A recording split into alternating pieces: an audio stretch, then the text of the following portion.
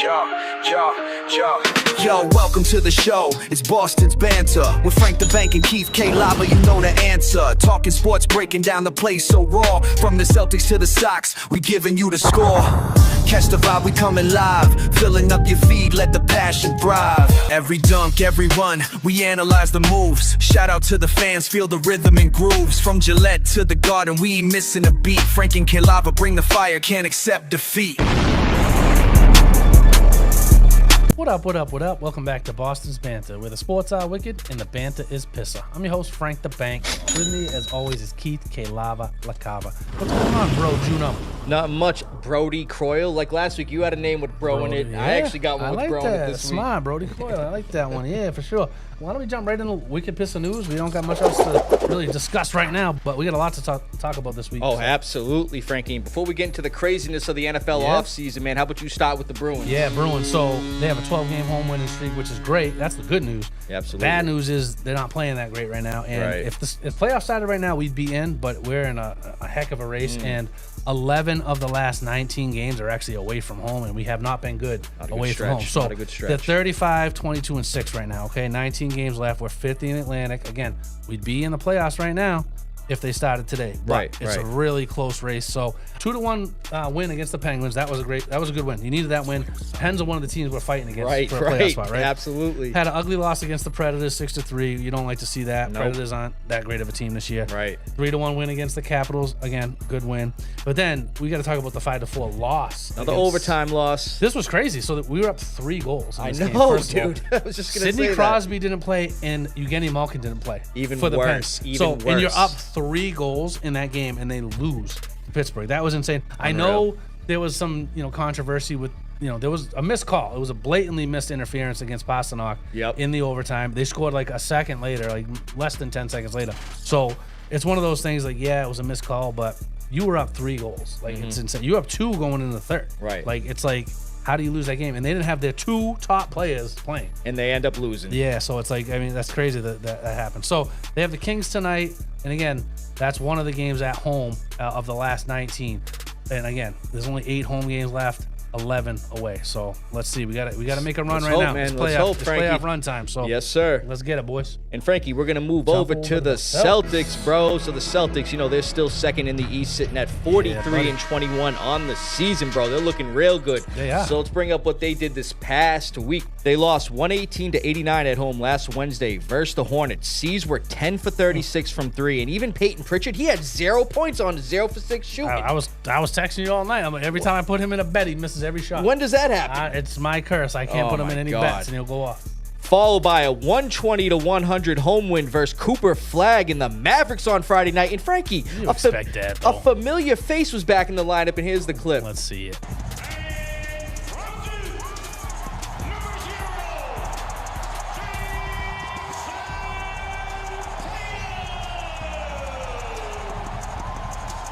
Your boy Jason Tatum, after tearing his Achilles 298 days ago, he is back. In 27 minutes played, he had a near triple-double with 15 points, 12 rebounds, and 7 assists, man. I'm glad he's back. And Frankie, I won $900. You did. You had a great bet then. Yes, sir. I missed a big one by one assist. I know, Same bro. night.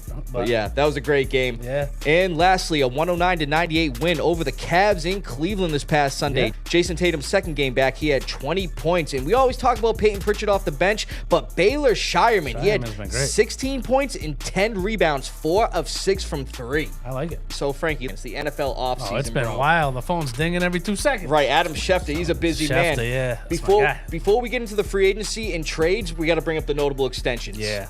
So the Texans, they signed star defensive end Danielle Hunter to a 1-year, $40.1 million extension with $30.7 million signing bonus, making him the 4th highest paid pass rusher. The guy had 15 sacks, 3rd in the league last year, 3 forced fumbles. Surprised they didn't try to lock him up for longer. He is nasty. So well-deserved. Yeah. The Eagles signed defensive tackle Jordan Davis to a 3-year, $78 million extension with $65 million guaranteed, making him the highest paid nose tackle in NFL history. Commanders re-signed Pro Bowl left tackle Laramie Tunsil to a 2-year, $60 $60.2 million extension. Mind you, a $32.5 million signing bonus, the biggest signing bonus ever for an offensive lineman. Insane. Yeah, there's some crazy deals going on. Yeah, there are. The Chargers re-signed linebacker Khalil Mack to a one-year, $18 million deal. He'll return for his 13th NFL season, his 5th with the Chargers. And mind you, so far with the Chargers, he's had 36.5 sacks with them. Yeah, no, he's a good player, man. Oh, great He's a player. Hall of So Famer. they locked him up. The Colts re-signed wide receiver Alec Pierce. We didn't want to see that. To a 4-year, $114 million extension. We're gonna get into that a little bit more once we get into the Foxboro Focus, but I'm fine with it because it's too much money. Yeah, it is But a lot of money. We'll get into that though. Broncos re-signed running back J.K. Dobbins to a 2-year extension worth $16 million. I thought he returned there. You did too. Yep. Chiefs re-signed tight end Travis Kelce to a 1-year, $12 million deal that has a max value of $15 million, so he returns for his 14th season. Yeah. And the Seahawks re-signed wide receiver Rashid Shaheed to a 3-year, $51 million deal with $34.7 guaranteed. Yeah, they gave him some money actually. Oh, yeah, they did. So, Frankie, bro, let's get into it, man. The offseason moves, and we'll start with the trades. Absolutely. So it begins. So the Rams have acquired cornerback Trent McDuffie from the Chiefs for a first, 5th, 6th-round pick this year and a 2027 third next year. He signed a 4-year, $124 million extension, $100 million guaranteed, making him the highest-paid cornerback in NFL history. The Bills have acquired wide receiver DJ Moore from the Bears for a 2nd-round pick this year, and the Bills are also getting a 2026 5th-rounder. That was a good trade for them. It seemed like they didn't give up that much to Right. get him. He's a good player. Mind you, DJ Moore played in Carolina when new Bills head coach Joe Brady was the OC, had some productive years with them. The Ravens acquired defensive end Max Crosby from the Raiders for 2 first-round picks, the 14th overall pick this year, and the Raiders' 2027 first-rounder as well. So this was interesting breaking news while we were working on the editing for this show. The Ravens and Raiders trade for Max Crosby is called off. And there's a statement from the Raiders here. The Baltimore Ravens have backed out of our trade agreement for Max Crosby. We will have no further comment at this time. Yeah, they seem pissed off, rightfully so. And then new details came out, and apparently he failed his physical. We all know how he was pulled out of the last few games of the season last year, and yeah, that probably plays a big role in it. But yeah, Max Crosby is still a Raider. The Packers acquired linebacker Zaire Franklin from the Colts for defensive tackle Colby Wooden. Mind you, Franklin spent 8 years with the Colts, and he led the NFL in tackles last season, bro. 2024 season, I should say, with 173 total tackles. So that's a great move for them. It's really good. The Dolphins traded safety Minka Fitzpatrick to the Jets for a 2026 7th-round pick, and the Jets signed him to a 3-year, $40 million deal, so the Jets are locking down that safety position because they didn't have a single pick last year. Not a single one. You know what I'm saying? First time ever. The Cowboys acquired defensive end Rashawn Gary from the Packers for a 2027 4th-round pick.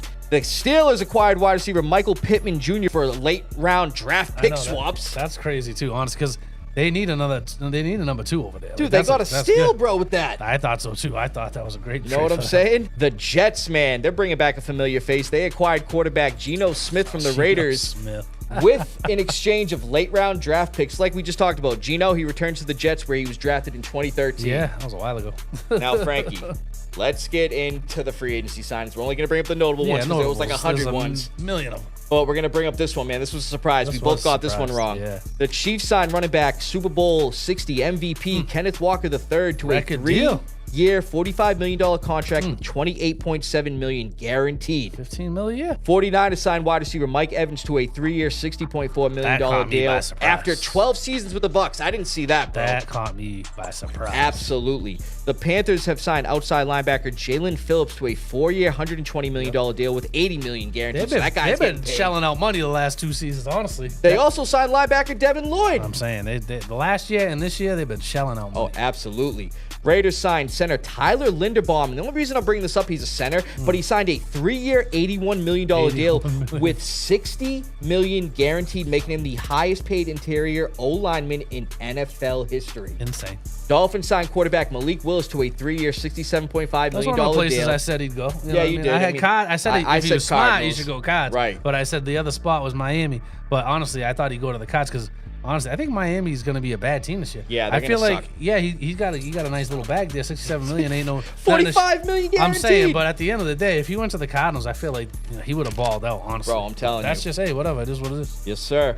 Saints signed running back Travis Etienne to a 4-year, $52 million deal, and he wanted to be closer to home. You know, he's from Louisiana, so I got that one right. You nailed that one. Giants signed recently released linebacker Tremaine Edmonds to a 3-year, $36 million deal with $23.7 million fully guaranteed. Yes, sir. Frankie, Titans, man, they signed wide receiver Wan'Dale Robinson to a 4-year, $78 million deal with $38 million guaranteed. He reunites with his former head coach with the Giants, Brian Dable, who's the new Titans OC. Wan'Dale's nasty, honestly. He's a good ball control guy. Nice. They need a lot of weapons over there. They do. The Giants, man, they signed a tight end I wanted the Patriots to sign. They signed tight end Isaiah Likely. He went back with his old coach, too. That's John right, Harbaugh. with John Harbaugh to a 3-year, $40 million deal that could reach $47.5 million with incentives. He's going to have a good year. Falcons signed quarterback Tua Tagovailoa to a 1-year deal. The terms were not disclosed yet. They got 2 lefties now. Penix Right. and Tua. They got the lefties. The Bucs signed running back Kenneth Gainwell to a 2-year, $14 million deal. He had a career year last year, so he's getting a decent contract with the Bucs. Yep. The Jets signed linebacker Demario Davis to a 2-year, $22 million deal with $15 million fully guaranteed. Mind you, this is his 3rd stint with the Jets. He was drafted by them in 2012, and then he played there again in 2017. Commanders signed pass rusher Odafe Owa to a 4-year, $100 million deal with $68 million guaranteed. Mind you, I wanted the Pats to sign this guy. Yeah, he's a good pass rusher.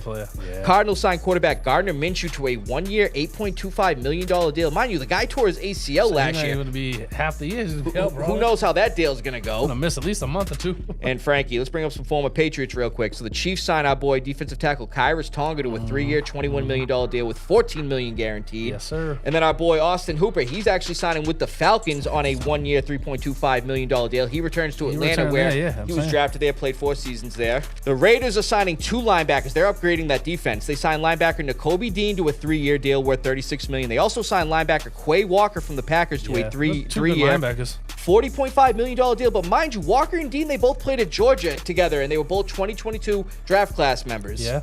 Frankie, you got this one right. Steelers signed running back Rico Dowdle to a 2-year, $12.25 million deal. He reunites with head coach Mike McCarthy from his days in Dallas. Yep. And the last one we're going to bring up, the Lions signed running back Isaiah Pacheco to a 1-year deal. I had that written down, too, because we were going to talk about him tonight, but we didn't get to it. But that's all good. Yes, sir, Frankie. Dude, the floodgates are open, like They're you said, bro. open. So Good that's stuff, all we got, brother. A lot of wicked Pissah news there, a lot of signings, a lot of everything. Dude. Now we're going to get into the Foxboro Focus to talk about the Patriots signings and cuts and all that. So let's get right into it, Keith. Let's get into the Foxboro Focus. Hope you guys like the new graphic too, man. Yeah. Upgraded it a little bit. So, speaking of obviously moves being made, Frankie, the Patriots actually made a few notable cuts this past week, and we're going to bring it up real quick.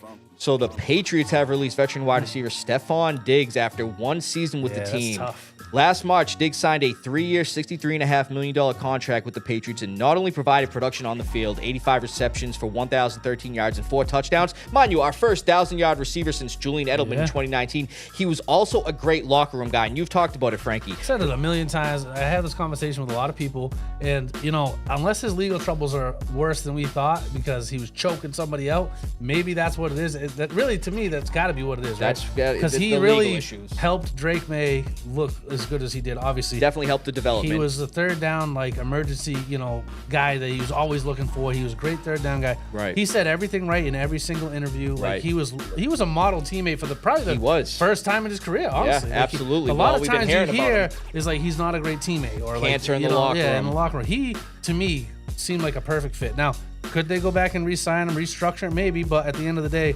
he's not with us right now. And I honestly, again, I have a feeling it has to do with that legal stuff. If that didn't happen off the field, I feel like he'd still be here, But that's just my opinion. But like you just said, too, he was also a great locker room guy. Provided a spark with the pregame speeches, too. So now the Patriots need to replace that production and the leadership now. Yeah. But, Frankie, like you were talking about the restructuring of the deal, it seemed like the Pats wanted to bring him back on a restructured deal, regardless of all his off-the-field bullshit.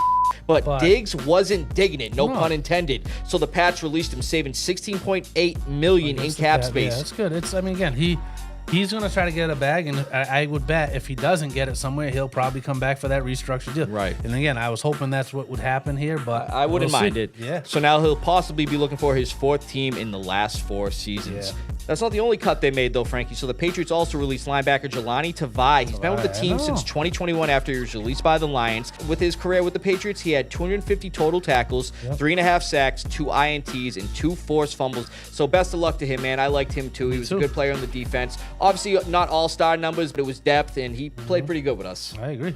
And Frankie, we got a notable trade here, and actually this one kind of pissed me off considering how good this guy I played know. for us I last don't year. understand it either. Not a single penalty, too, I saw. know. I liked the signing when we got him last year. I don't like it. The Patriots have traded veteran center Garrett Bradbury to the Bears for a 2027 fifth-round pick. I feel like they could have got a higher pick for him, too. Gross. The I don't like Patriots, it. I don't either. The Patriots freed up an additional $5.6 million in cap space by trading Bradbury. They'll have over 6 ain't nothing. Well, right, but I guess now after this, they'll have over $60 million going into free agency now with the cap space and all that stuff. Obviously, you they've made some need moves. a center like this guy though, especially with a young Right. quarterback.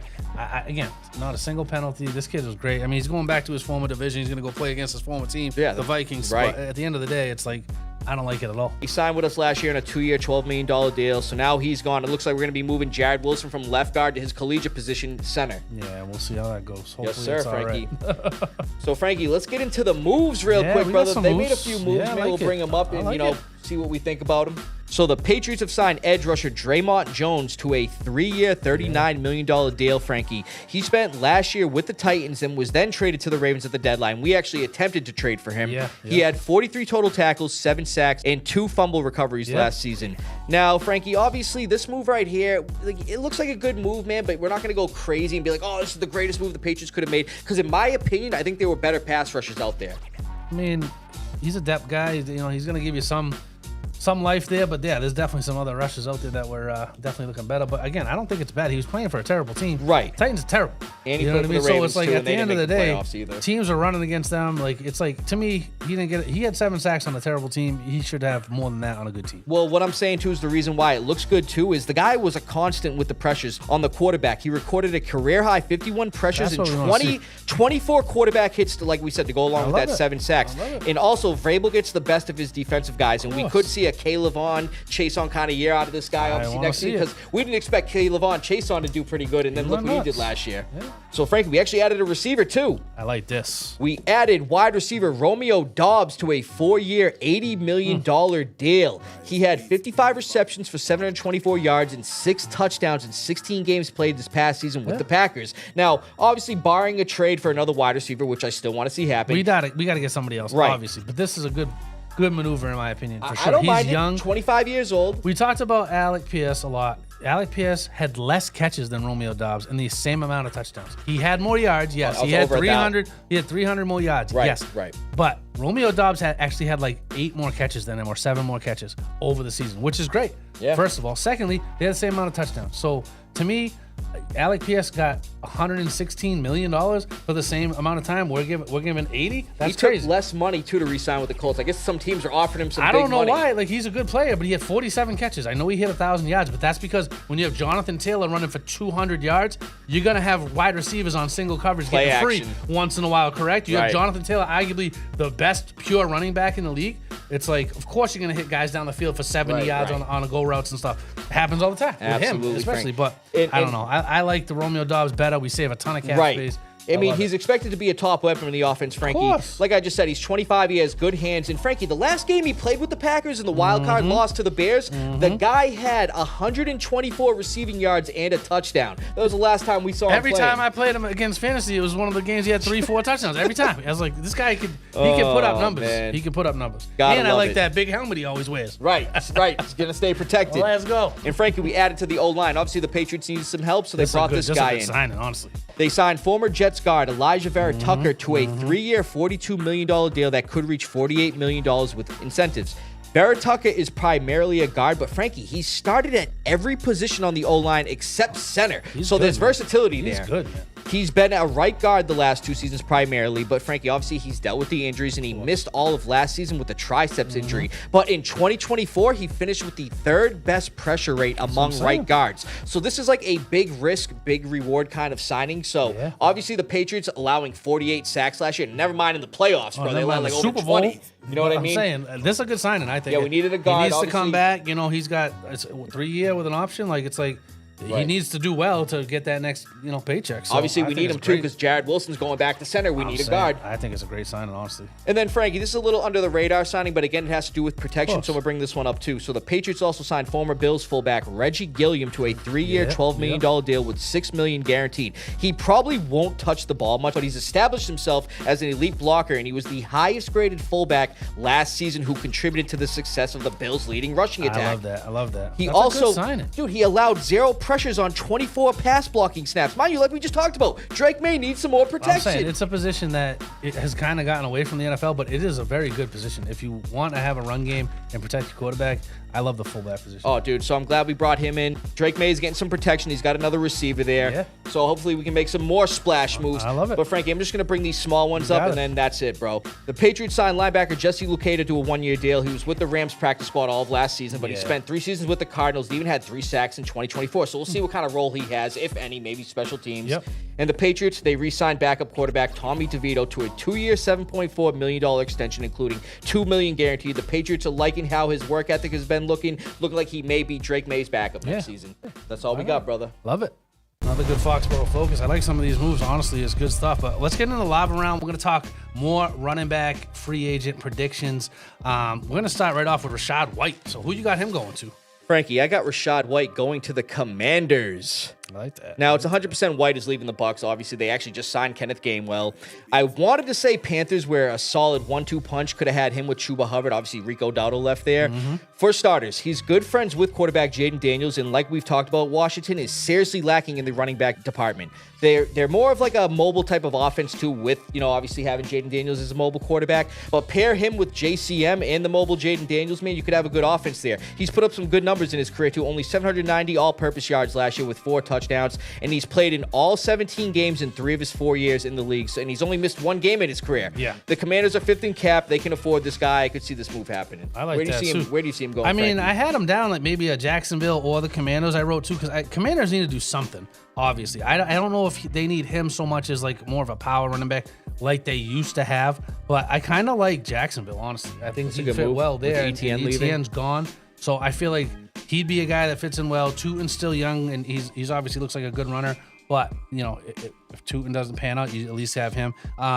Cardinals, obviously, we talk a little bit about them too, with James Conner most likely getting released too. I know they making moves too, so that could be a spot where I could see him going. Really, I would say Jacksonville or Cardinals are probably my 2 favorite spots for him right now. Not bad, Frankie. Yes, sir. Why don't we move over to Joe Mixon? This guy, he's sir, something Frankie. else, man. Yeah. I don't know what's going on. I drafted him mad late in your league. If he signs with a team where he's going to get playing time, I might keep him in your league. But where you got him going? So speaking of playing time, Frankie, there's going to be plenty on this team. So I'm going to say he's going to the Browns. I like that move. Mixon, he didn't play at all last season, like you just said, due to a freak injury. A lot of NFL personnel and even fans like us were confused about, which led to his release from the Texans. Now, after playing just 1 season for the Texans, after being acquired from the Bengals, he had 1,016 rush yards and 12 total touchdowns in 14 games played in 2024. Yep. Now, I think the Browns make a lot of sense here financially as well. They can provide them with a veteran running back, considering Quinshaw Judkins is expected to miss time next season, like we were just talking about, due to his injury. Now, obviously, Mixon's injury history is cause for concern, but like I said, for a low-cost but potentially high-risk, high-reward scenario, I think the Browns make this move. And also for Mixon, he probably wants to go to a team, like you just talked about, where he can get some volume and prove he still has it. I mean, he's 30 years old, so that's like the year of death for running backs, but he didn't play last year at all with a Liz Frank or, we should call it a mystery foot injury. We still don't know what it was. I don't know what They're the hell saying it Liz was. Frank, but who knows? I kind of like the Commanders, and I really like the Giants too, so those are my 2 ones. I feel like the Commanders need a veteran presence behind Daniels. They need more help. I mean, JCM's good, but he's not the end-all, be-all there. So, I mean, I could see him going Commanders or Giants. Giants have Brian Callahan as their QB passing coach. Right. He was the OC of the Bengals when Joe Mixon had a couple go. of great years. Familiarity. So there's a tie there. And Cam Scatterbo got really injured. That was a gross injury. Who knows how he's going to come back? You know what I mean? Or when he's going to come back. So they need some depth there, too. So I could see a veteran guy like that going back to, his old OC when Mixon had some great seasons. Right. So Giants and Commanders, I like Joe Mixon going too. I like that, Frankie. Yeah, let's go over to Aaron Jones. What do you see here?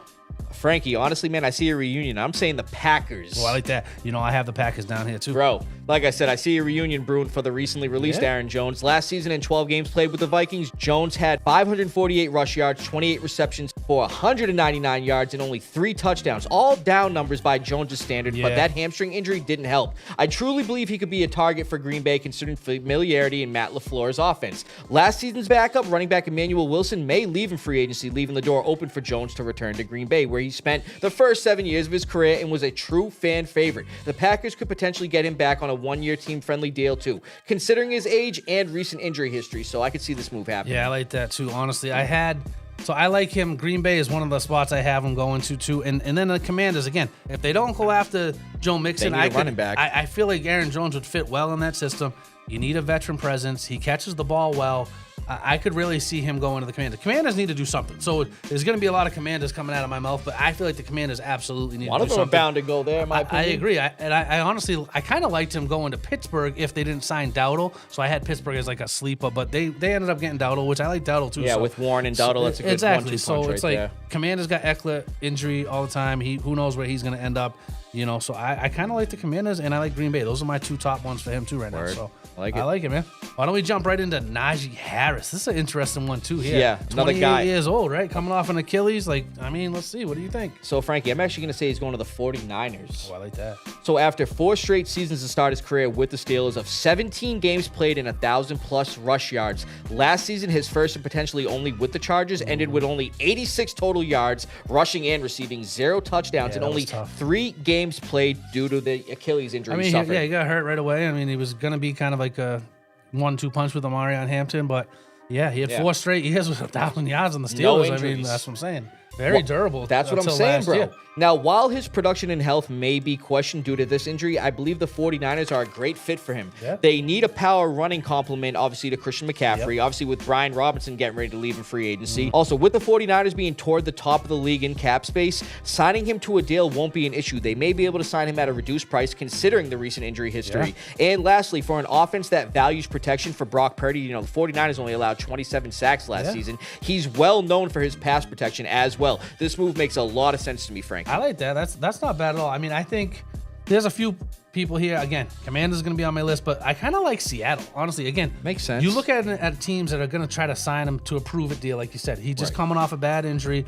Maybe he gets 1 or 2 years. He's going to be at a discount because he's coming off injury, and that's what you look for. You look for a guy that can give you volume, that can be, you know, him and Zach Charbonnet would look pretty good together on Seattle. So I could see Seattle going that route, or I could even see dark horse candidates like the Cowboys. The Cowboys always like to sign big names. Javonte, you know, once in a while gets injured, had an injury or two, but it's like he'd be a nice 1-2 punch on the Cowboys too. So it's like, to me, it's Seattle. You know, Commanders, again, need to do something, so they're going to be in the mix, and then maybe even the Cowboys, honestly. But I kind of like Seattle the best. But got you. Yes, sir. I like it, man. You see what happens, brother. Next time we bring up predictions, will be wide receivers, the ones that are left. I know, right? Good stuff, Frankie. Go. Another great show, another great live round. We've been nailing some of these predictions, man. Pretty good, man. Frank Stradamus and Keith Stradamus. I'm saying they might have to put us on ESPN or something one of these days. You know what I'm saying? But nah, but for real, it's been good. We might have. I'm knocking on wood. We might have a big guest coming on soon. Maybe. I'm not gonna get too much into detail. We're hoping next week, but we'll see. You guys, hopefully, this is like somebody famous. So it's like I like that. So you know, Are you ready? Ready for what? I'm trying to do my ending lines, bro. Like what? Anyways, you know, another great episode. Thanks for liking, subscribing. Are you ready? Dude, what the Frank, I don't know who the hell this guy is, but come on, man. Tell me what it is this week. You know what it is? It's One Piece Season 2 starting this week. It's actually got a huge following. It does. It's got books. It's got a whole sorts of business. It looks pretty cool. All right, Frankie, so how about we... Dude, I was just going to say that. I'm like, is that a pirate ship? Frankie, dude, come on, man. Let's get up on out of here, bro. From Beantown to your town, stay wicked Pissah. From Foxboro to your bro, thanks for listening, everybody. We're going to see you next week. Go!